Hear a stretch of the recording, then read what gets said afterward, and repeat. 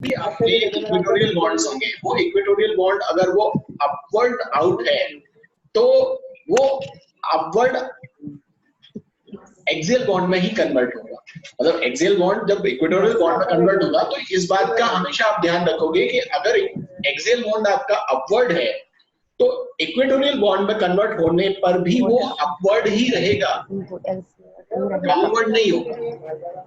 इसी तरह से जो इक्वेटोरियल बॉन्ड है वो अगर आपका डाउनवर्ड आउट है तो जब वो इक्वेटोरियल बॉन्ड एक्सियल बॉन्ड में कन्वर्ट होगा तब भी वो क्या होगा, वो डाउनवर्ड ही रहेगा। वो आप इसको ऐसे मान लो कि मान लीजिए कि ये आपका इक्वेटोरियल बॉन्ड है और ये इक्वेटोरियल बॉन्ड जब एक्सियल बॉन्ड में कन्वर्ट होगा तो ऐसे हो जाएगा, पहले भी ये डाउनवर्ड ही था, अभी भी ये डाउनवर्ड ही है। और अगर आपका कोई एक्सियल बॉन्ड था, अपवर्ड था, जब आप उसको फ्लिपिंग करोगे तो वो एक्सियल बॉन्ड ये वाला जो है ये इक्वेटोरियल बॉन्ड में कन्वर्ट हो जाएगा, तो वो अपवर्ड ही रहेगा इस तरीके से कन्वर्ट। ठीक है, ऐसा नहीं हो सकता कि एक्सियल बॉन्ड ऐसा था और वो फ्लिप होकर के और इक्वेटोरियल बॉन्ड में कन्वर्ट हो गया और डाउनवर्ड हो गया ना, वो जब अपवर्ड था तो अपवर्ड पोजीशन में ही रहेगा, लेकिन वो एक्सियल इक्वेटोरियल में और इक्वेटोरियल जो एक्सियल है उसमें कन्वर्ट हो जाता है। ठीक है, मेरी बात समझ आ रही है सभी को? सर आपकी आवाज तो आने लगी, बाकी सब क्या आ रही है? अच्छा, मेरा तो माइक भी ऑन हो रखा है बेटा। चलो हम थोड़ा सा और आगे चलते हैं।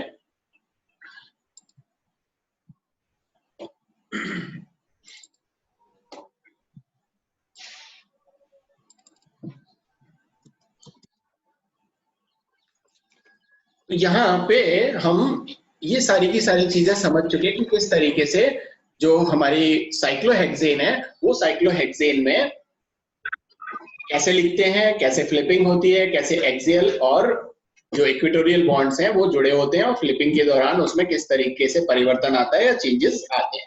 अच्छा, जैसे हमने इथेन की बात की थी, तो इथेन में तो हमारे पास में हमने देखा था कि सारे के सारे कार्बन और हाइड्रोजन के बीच में ही बॉन्ड्स थे, उसमें मिथाइल ग्रुप कोई था नहीं, कोई सब्स्टिट्यूटेड जो है ग्रुप दूसरा भी नहीं था। फिर हमने यहाँ पर ब्यूटेन की बात की, तो ब्यूटेन में हमने देखा कि दोनों कार्बन पर एक एक मिथाइल एक्स्ट्रा जुड़ा हुआ है और उसको फिर हमने रोटेट करके देखा और वहां पर देखा कि उनकी एनर्जीज किस तरह से चेंज हो रही है और इसकी अलग अलग कन्फर्मर आइसोमर्स जो है वो कैसे बन रहे हैं।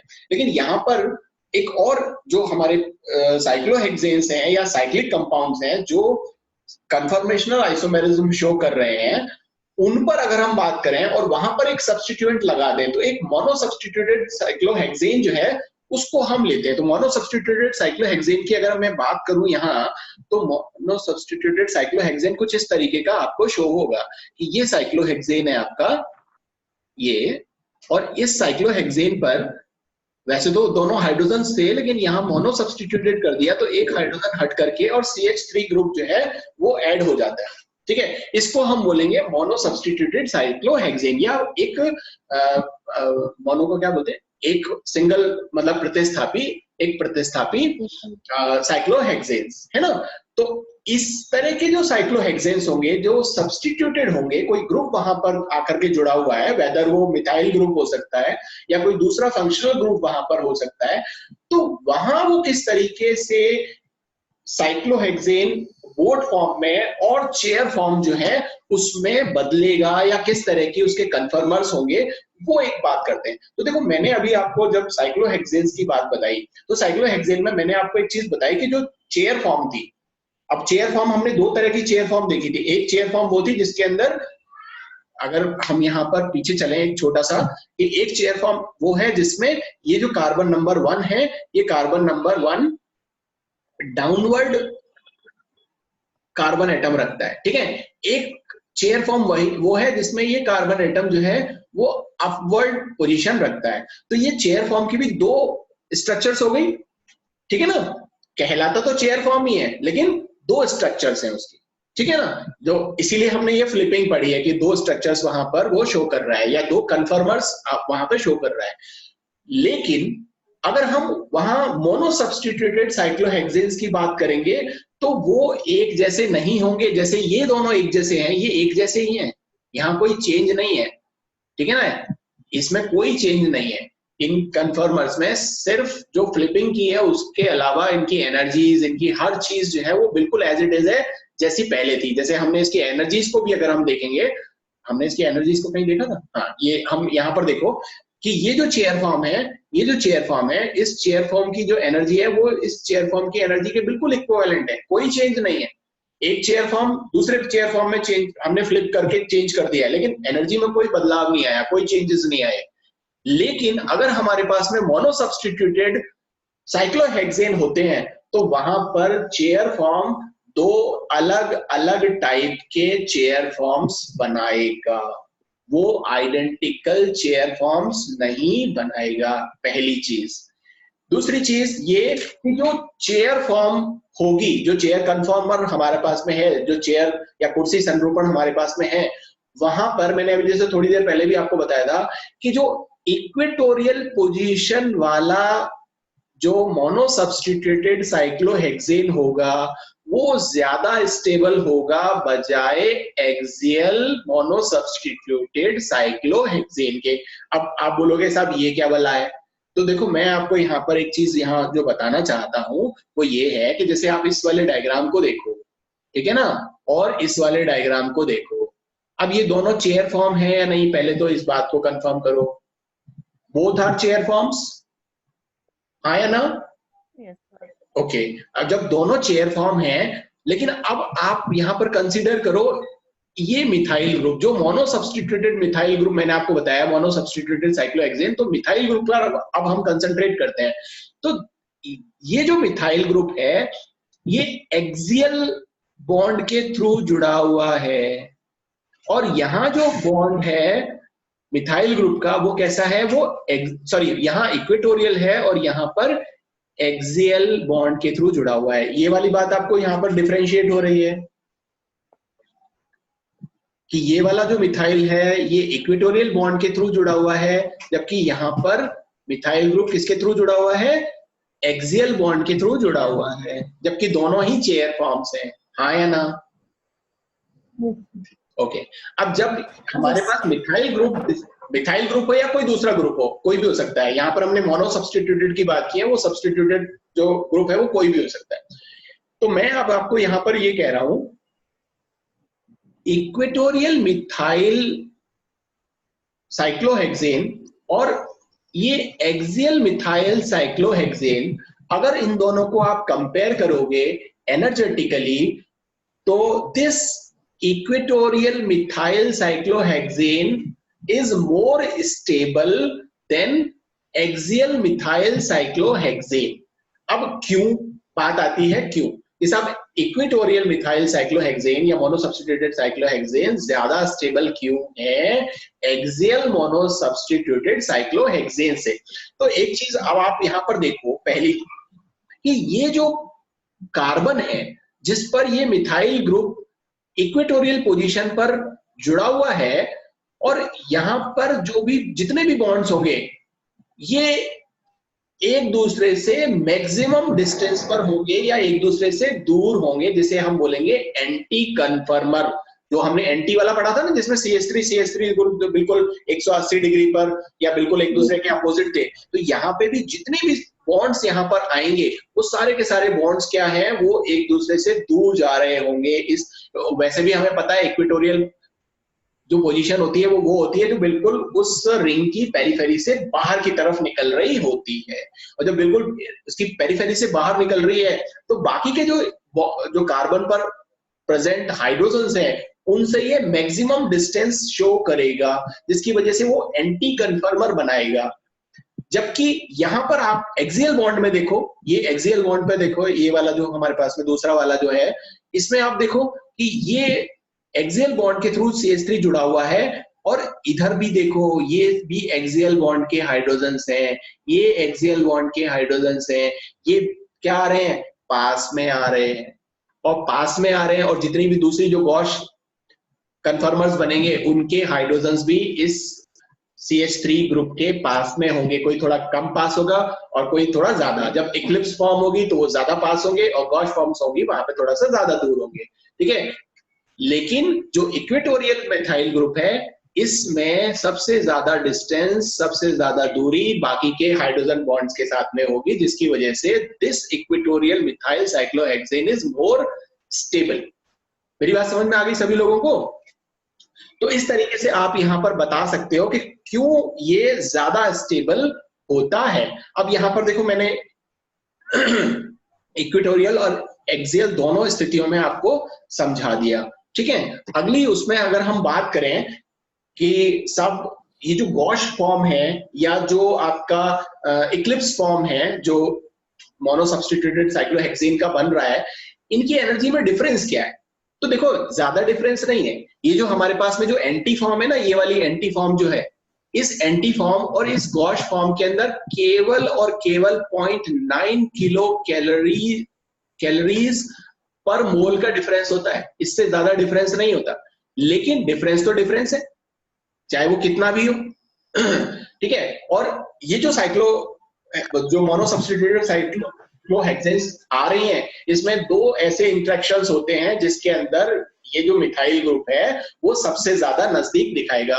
वो सबसे ज्यादा नजदीक कैसे दिखाएगा? क्योंकि आपको पता है कि ये जो कार्बन है, इसके पास वाले जो कार्बन्स हैं, जब हम चेयर फॉर्म में देखेंगे तो जो इसके पास वाले होंगे वो कौन से होंगे? ये तो हो नहीं सकता जो नीचे जा रहा है। ये जो सबसे पास में है वो ये वाले हैं, है ना, जो इससे जुड़े हुए। ये वाला तो है ही, ये तो इससे तो जुड़ा हुआ है ये वाले। तो जब ये C3 और C5 सबसे पास में है और ये अगर एक दूसरे के अपोजिट है तब तो एंटी फॉर्म बन जाएगी। लेकिन अगर ये एक दूसरे के पास में है, जैसा कि इस फॉर्म में दिख रहा है आपको, इस फॉर्म में सबसे पास दिख रहा है, क्योंकि अगर ये 1 नंबर है और ये 6 नंबर है तो ये 5 नंबर है, ये 3 नंबर है। ये 3 नंबर और ये 5 नंबर सबसे ज्यादा इसके नजदीक होंगे और सबसे ज्यादा क्या करेंगे? सबसे ज्यादा इसको टॉर्शन प्रोवाइड करेंगे या रिपल्शन प्रोवाइड करेंगे, ठीक है। और दो स्थितियां होने की वजह से इस गॉश फॉर्म की, हम यहाँ पर एक गॉश फॉर्म जो है वो जब 0.9 किलो कैलोरीज का डिफरेंस रखता है तो दो कितने का रखेंगे? 1.8 किलो कैलोरीज पर मोल का डिफरेंस रखेंगे। और यही हमारी एक्सपेरिमेंटल वैल्यू भी यही आती है, 1.7 किलो कैलोरीज के करीब ही आती है। तो इसका मतलब ये है कि जो हम यहाँ पर स्टडी कर रहे हैं और बता रहे हैं और थियोरेटिकली निकाल रहे हैं, तो ये बिल्कुल बात सही है कि यहाँ पर जो चेयर फॉर्म बना रही है उसके अंदर दो कार्बन एटम्स ऐसे हैं जिसके साथ में ये मिथाइल ग्रुप सबसे ज्यादा इंटरेक्ट कर रहा है और अपनी जो एनर्जी है उसका डिफरेंस अगर आप यहाँ पर देखो तो वो बिल्कुल सही 0.9 जो है वो दे रहा है, ठीक है। ये 0.9 जो है वो शो कर रहा है, ठीक है। तो इस तरीके से, लेकिन ये एनर्जी, जैसे मैं अभी थोड़ी देर पहले भी आपको बता रहा था कि ये एनर्जी बहुत कम होती है, आपस में एक दूसरे को ये चेंज करते रहते हैं, लेकिन चेंज तो करते रहते हैं, लेकिन जो इक्वेटोरियल पोजीशन होगी उसका जो अमाउंट होगा, जब हम कोई कंपाउंड लेंगे, साइक्लोहेक्सेन लेंगे या मोनो सब्स्टिट्यूटेड साइक्लोहेक्सेन लेंगे, वहां पे 95% जो अमाउंट होगा वो किसका होगा? वो होगा इक्वेटोरियल मोनो सब्स्टिट्यूटेड साइक्लोहेक्सेन का। और जो 5% होगा वो होगा किसका? जो एक्सियल मोनो सब्स्टिट्यूटेड साइक्लोहेक्सेन है उसका कारण मैंने आपको बता दिया क्यों होता है, क्योंकि उसकी एनर्जी जो है वो ज्यादा होती है, इसलिए वो कम स्टेबल है और कम प्रोपोर्शन में वहां पर प्रेजेंट होगा, ठीक है। क्लियर? अभी यहाँ पर थोड़ी सी और हम बात करते हैं कि जो फ्लिपिंग स्ट्रक्चर्स हैं, जैसे अभी थोड़ी देर पहले भी मैंने आपको बताया था, तो वहां पर हमने साइक्लोहेक्सेन्स के बारे में बात की थी। यहाँ पर हम बात कर रहे हैं मोनो सब्स्टिट्यूटेड साइक्लोहेक्सेन्स के बारे में। जब हमने एक जो CH3 ग्रुप है वो हमने वहां ऐड कर दिया। अब जब हमने एक CH3 ग्रुप यहाँ ऐड कर दिया, जैसे हम यहाँ पर एक CH3 ग्रुप हमने ऐड किया, ये देखो ये वाला, ठीक है ना। अब ये हमारा साइक्लोहेक्सेन नहीं है, अब ये हमारा मोनो सब्स्टिट्यूटेड साइक्लोहेक्सेन है। अब देखो इसके अंदर क्या कहानी चलती है, ये कहानी जब चलेगी, अब देखो ये दोनों चेयर फॉर्म है, ये दोनों स्ट्रक्चर जो आपको दिख रहे हैं, चाहे आप इस स्ट्रक्चर की बात करो चाहे इस स्ट्रक्चर की बात, इस पर बात नहीं करेंगे अभी, इस पर बात नहीं कर रहे, ठीक है ना, केवल इन दोनों को स्टडी कर रहे हैं। इन दोनों को देखो, ये देखो, ये जो आपका एक्सियल जो CH3 है, जब आप इसको फ्लिप करोगे तो आपको पता है ये नीचे चला जाएगा, ये ऊपर चला जाएगा, तो ये देखो ये नीचे आ गया ये वाला कार्बन और ये वाला कार्बन ऊपर चला गया, है ना। तो यहाँ पर आप देखोगे कि ये तो है एक्सियल पोजीशन पर, और यहाँ किस में आ जाएगा? यहाँ पर ये इक्वेटोरियल पोजीशन में आ जाएगा। यहाँ पर ये अपवर्ड है, अपवर्ड, तो यहाँ पर भी क्या रहेगा? ये अपवर्ड ही रहेगा, ये डाउनवर्ड नहीं आया। तो मेरे बात जो मैंने आपको पहले बताई थी साइक्लोहेक्सेन्स में, वो आपकी यहाँ पर जो है देख रहे हो कि अपवर्ड एक्सियल जो है इक्वेटोरियल एक्सियल में कन्वर्ट हो गया, है ना, और जो डाउनवर्ड एक्सियल है वो डाउनवर्ड इक्वेटोरियल में कन्वर्ट। मेरी बात समझ आई? तो इस तरीके से यहाँ पर कुछ जो नियम है वो क्या रहेंगे, जैसे ये आपका स्टार्ट पोजीशन है और ये आपकी फिनिश पोजीशन है, मतलब ये स्टार्ट पोजीशन और ये आपकी फिनिश पोजीशन। इन पर अगर हम देखें तो जो एक्सियल अप होते हैं वो हमेशा इक्वेटोरियल अप में कन्वर्ट होंगे, एक्सियल डाउन जो है वो इक्वेटोरियल डाउन में कन्वर्ट होंगे, इक्वेटोरियल अप जो है वो एक्सियल अप में कन्वर्ट होंगे और इक्वेटोरियल डाउन जो है वो एक्सियल डाउन में कन्वर्ट होंगे। तो मेरी बात समझ में आई आप लोगों को कि किस तरीके से जब हम फ्लिपिंग करते हैं तो इक्वेटोरियल और जो हमारे एक्सियल बॉन्ड्स हैं वो किस तरह से चेंज होते हैं फ्लिपिंग के दौरान। ठीक बात है, क्लियर? Yes sir. ओके, इसी तरह से यहाँ पर कुछ और कॉमन वेज मैंने आपको यहाँ पे बताए हुए हैं। जो नीचे वाली फिगर आप ये वाली देख रहे हो, ये क्या है? ये रॉन्ग वेज हैं। इस तरीके से चेंज नहीं करना है बाबू। कैसे? जैसे आपने यहाँ पर क्या किया, आपने यहाँ पर ये आपका क्या है, एक्सियल बॉन्ड पर CH3 जुड़ा हुआ है। यहाँ पर भी क्या है, ये रॉन्ग मेथड क्यों है? क्योंकि यहाँ पर भी CH3 एक्सियल पोजीशन पर है और यहाँ पर भी एक्सियल पोजीशन पर है, जबकि आपने इसको यहाँ फ्लिप कर दिया। ये जो कार्बन है ये अपवर्ड था, यहाँ ये कार्बन डाउनवर्ड आ गया। उसके बावजूद भी आपने मिथाइल ग्रुप की जो पोजीशन है वो चेंज नहीं की, एक्सियल की एक्सियल ही रखी। तो इसका मतलब क्या है कि इस तरीके से आप नहीं दिखाओगे। दूसरे पोजीशन में आप देखोगे कि क्या है, दूसरे पोजीशन में ये है कि ये अपवर्ड है, एक्सियल अपवर्ड, जबकि आपने ये इक्वेटोरियल में कन्वर्ट तो कर दिया, बट ये कैसा है, डाउनवर्ड इक्वेटोरियल है। जबकि ये करना कैसा चाहिए था, अपवर्ड इक्वेटोरियल में कन्वर्ट करना चाहिए था। तो ये वाली जो सिचुएशन है वो भी आपकी गलत सिचुएशन है। ऐसे भी आप चेंज नहीं करोगे जब भी आप फ्लिपिंग करोगे। तीसरी पोजीशन में आप देखोगे कि जो रिंग है इसमें आप, जैसे अभी थोड़ी देर पहले मैंने आपको बताया था ना कि ये जो CH3 है, ये जो CH3 है ये यहाँ पर अपवर्ड है और ये यहाँ पर डाउनवर्ड है, लेकिन दोनों एक्सियल हैं। लेकिन ऐसी स्थिति में आपने फ्लिपिंग नहीं करी, you have just rotated the substituted cyclohexane. जो मैं इस तरीके से बात आपको बता रहा था अभी, कहाँ था मैं, हाँ, जैसे ये जो मैंने आपको बताया था कि ये जो आपका फोन है ये इस तरीके से है, ये इस तरीके से ये चेयर फॉर्म बना रहा है, ठीक है ना। अब आपने इसको इस तरीके से कर दिया, रोटेट कर दिया यूं करके, लेकिन आपने फ्लिप नहीं किया। फ्लिप करने का मतलब अलग होता है, रोटेट करना अलग चीज होती है। रोटेट इस तरीके से होता है, फ्लिपिंग क्या होती है, फ्लिपिंग ऐसी, ठीक है। जब आप इस चीज को यो लेकर के आ जाओ फिर यो लेकर के आ जाओ, उसको हम फ्लिपिंग बोलते हैं।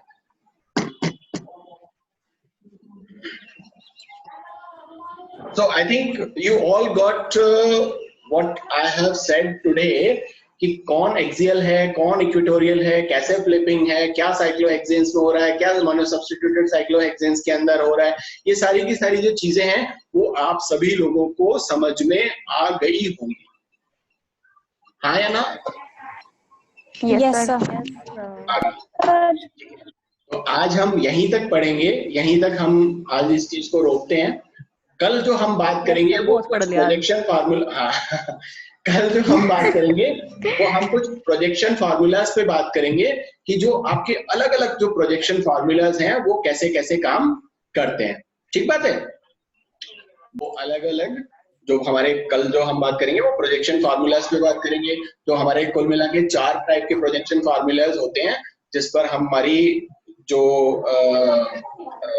कन्फर्मेशनल आइसोमेरिज्म है या हमारी जो दूसरी कॉन्स्टिट्यूशनल आइसोमेरिज्म या कॉन्फिगरेशनल आइसोमेरिज्म जो भी हमने पढ़ी है, तो अलग अलग टाइप के सब्सटेंसेस में अलग अलग तरीके से उसको रिप्रेजेंट कैसे करें और हमें वो समझ में आना चाहिए। क्योंकि देखो स्ट्रक्चर जो होता है कंपाउंड का वो तो होता है कैसा, 3 डायमेंशनल, लेकिन हमारे पास में जो पेपर है या जिस भी चीज पर हम उसको देख रहे हैं बना रहे हैं वो हमारा 2 डायमेंशनल है। अब 2 डायमेंशनल पर 3 डायमेंशनल को किस तरीके से बताएं, तो उसके लिए कुछ अलग अलग लोगों ने अपनी चीजें बताई कि साहब इस तरीके से अगर हम इसको शो करेंगे तो ये अच्छे तरीके से हम उसको समझ पाएंगे। तो उसमें हमारे पास में कुछ प्रोजेक्शन फार्मूला हैं उनको शो करने के लिए, तो उन पर कल हमारी चर्चा रहेगी, ठीक है। अच्छा सर, ये पूछना था, वो NAD ID है उसकी लास्ट डेट